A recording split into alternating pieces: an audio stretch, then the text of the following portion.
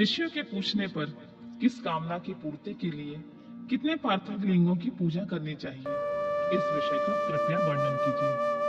सूत जी बोले, महर्षियों, पार्थिव लिंगों की पूजा कोटि कोटि यज्ञों का फल देने वाली होती है। कलयुग में लोगों के लिए शिवलिंग पूजन जैसा श्रेष्ठ दिखाई देता है, वैसा कोई दूसरा साधन नहीं है। यह समस्त शास्त्रों का में निहित सिद्धांत है।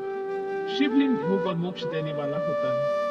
लिंग 3 प्रकार के कहे गए हैं, उत्तम, मध्यम और अधम। जो 4 अंगुल ऊंचा और देखने में सुंदर हो और विधि से युक्त हो, उस शिवलिंग को शास्त्रज्ञ महर्षियों ने उत्तम कहा है।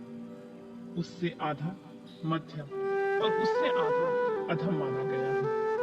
इस तरह 3 प्रकार के शिवलिंग कहे गए हैं, जो उत्तरोत्तर श्रेष्ठ है। ब्राह्मण, क्षत्रिय, वैश्य, शूद्र अथवा विलोम संकर कोई भी क्यों ना हो, वह अपने अधिकार के अनुसार वैदिक अथवा तांत्रिक मंत्र से सदा आदर पूर्वक शिवलिंग की पूजा करे। ब्राह्मणों, महर्षियों, अधिक कहने का क्या लाभ है? शिवलिंग का पूजन करने में स्त्रियों का तथा अन्य लोगों का भी अधिकार होता है। द्विजों के लिए वैदिक पद्धति से ही शिवलिंग की पूजा करना श्रेष्ठ होता है, परंतु अन्य लोगों के लिए वैदिक मार्ग से पूजा करने की सम्मति नहीं है। वैदिक द्विजों को वैदिक मार्ग से ही पूजन करना चाहिए और अन्य मार्ग से नहीं। यह भगवान शिव का कथन है। दधीची और गौतम आदि के शाप से जिनका चित्त दग्ध हो गया है, उन द्विजों को वैदिक कर्म में श्रद्धा नहीं होती है। जो मनुष्य वेदों तथा स्मृति में कहे हुए सत्कर्मों की अवहेलना करके दूसरे कर्म को करने लगता है, उसका मनोरथ कभी सफल नहीं होता है। विधि पूर्वक भगवान शंकर का नए वेदांत पूजन करके उनकी त्रिभुवनमयी 8 मूर्तियों का भी वही पूजन करें। पृथ्वी, जल, अग्नि, वायु, आकाश, सूर्य, चंद्रमा तथा यजमान, ये भगवान शंकर की 8 मूर्तियां कही गई हैं। इन मूर्तियों के साथ साथ शर्व, भव, रुद्र, उग्र, भीम, ईश्वर, महादेव तथा पशुपति, इन नामों की भी अर्चना की गई है।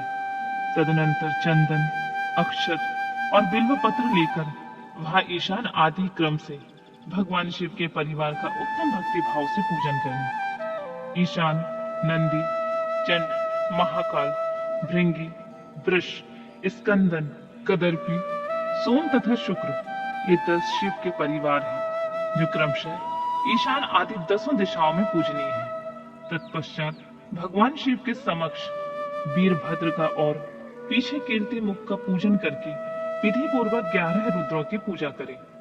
इसके बाद पंचाक्षर मंत्र का जप करके शतरुद्रीय स्तोत्र का, नाना प्रकार की स्तुति का तथा शिव पंचांग का पाठ करें। तत्पश्चात परिक्रमा और नमस्कार करके शिवलिंग का विसर्जन करें। इस प्रकार मैंने शिव पूजन की संपूर्ण विधि का आदर पूर्वक वर्णन किया।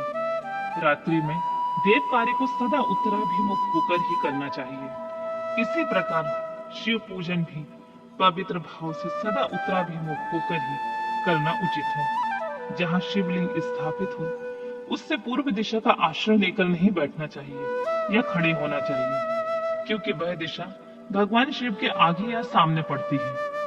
इस देव का सामना रोकना ठीक नहीं। शिवलिंग से उत्तर दिशा में भी ना बैठे, क्योंकि उधर भगवान शंकर का वामांग है, जिसमें शक्ति स्वरूपा देवी उमा विराजमान है। पूजक को शिवलिंग से पश्चिम दिशा में भी नहीं बैठना चाहिए, क्योंकि वह आराध्य देव का पृष्ठभाग है। पीछे की ओर से पूजा करना उचित नहीं है। अतः अवशिष्ट दक्षिण दिशा ही ग्राह्य है, उसी का आश्रय लेना चाहिए। तात्पर्य यह है कि शिवलिंग से दक्षिण दिशा में उत्तराभिमुख होकर बैठे और पूजा करें।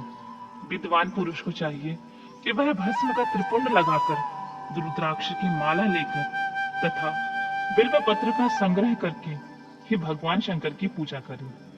इसके बिना नहीं। मुनिवरों, शिव पूजन आरंभ करते समय यदि भस्म ना मिले तो मिट्टी से भी ललाट में त्रिपुंड अवश्य कर लेना चाहिए।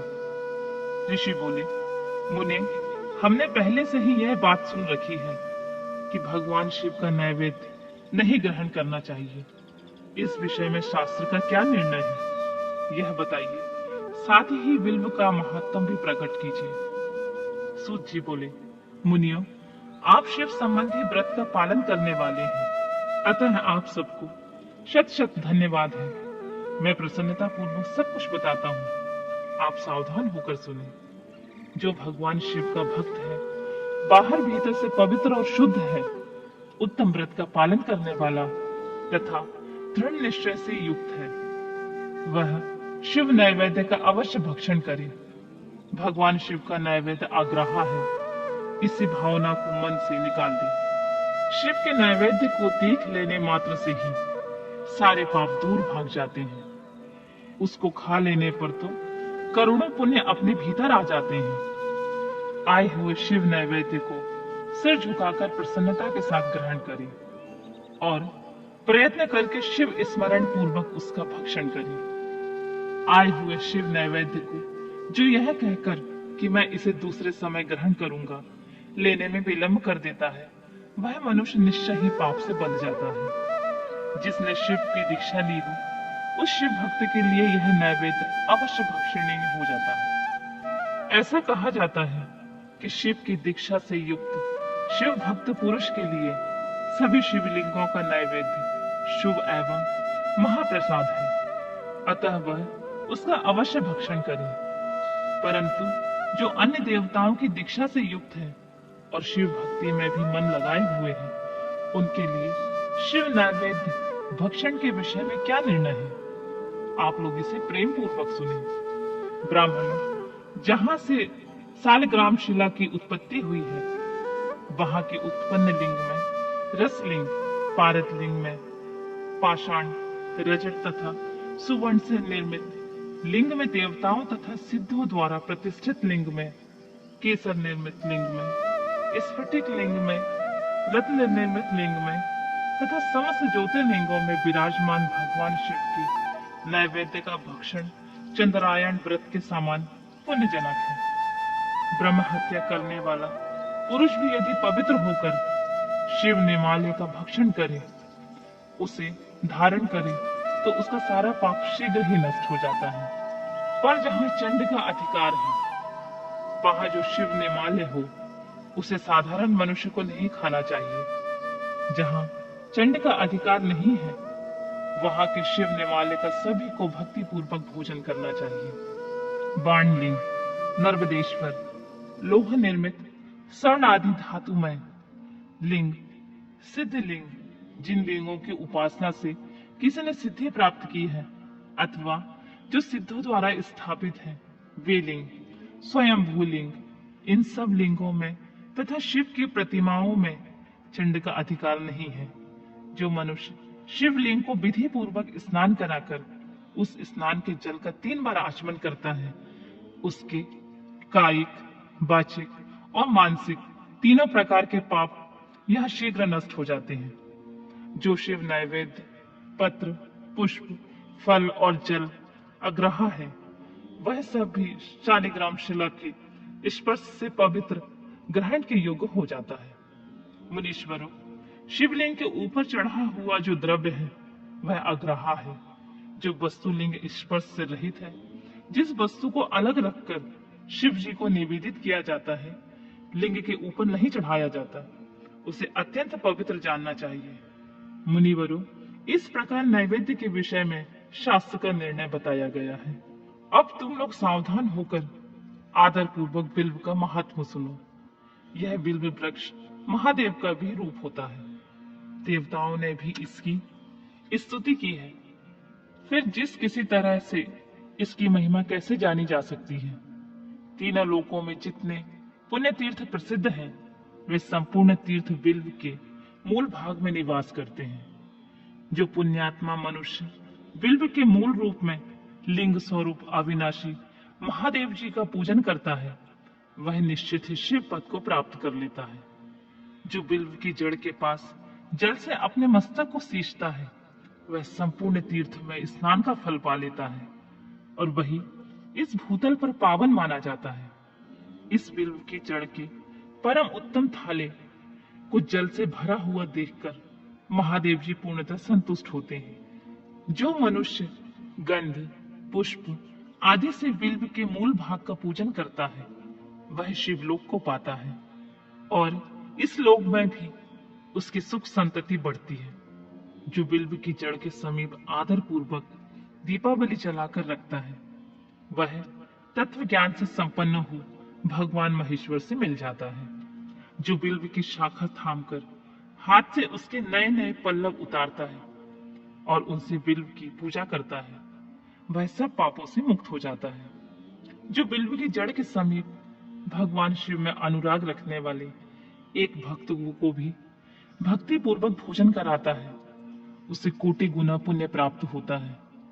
जो बिल्व की जड़ के पास शिव भक्त को खीर और घृत से युक्त अन्न देता है वह कभी दरिद्र नहीं होता है। ब्राह्मणों, इस प्रकार मैंने सांगोपांग शिवलिंग का पूजन का वर्णन किया है।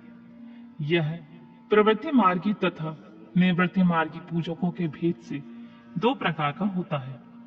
प्रवृत्ति मार्गी लोगों के लिए पीठ पूजा इस भूतल पर संपूर्ण अभीष्ट वस्तुओं को देने वाली होती है। प्रवृत्त पुरुष सुपात्र गुरु आदि के द्वारा ही सारी पूजा संपन्न करे और अभिषेक के अंत में अगहनी के चावल से बना हुआ नैवेद्य निवेदन करे। पूजा के अंत में शिवलिंग को शुद्ध संपुट में विराजमान करके घर के भीतर कहीं अलग रख दे। निवृत्ति मार्गी उपासकों के लिए हाथ पर ही शिव पूजन का विधान है। उन्हें भिक्षा आदि से प्राप्त हुए अपने भोजन को ही नैवेद्य रूप में निवेदित कर देना चाहिए।